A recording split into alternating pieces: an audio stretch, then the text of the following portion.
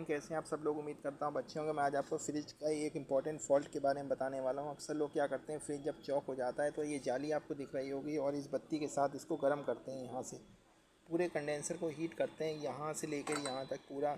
उससे नुकसान ये होता है कि इसके अंदर जो डस्ट पार्टिकल होते हैं वो इस फिल्टर में जाकर जमा हो जाते हैं, जिससे कि जो हमारी चॉकिंग खुलने वाली होती है वो बाय द वे हमारी चॉकिंग यहाँ जाके पूरी तरीके से ब्लॉकेज हो जाती है, जिसकी वजह से वो चॉकिंग कभी नहीं खुल पाती है।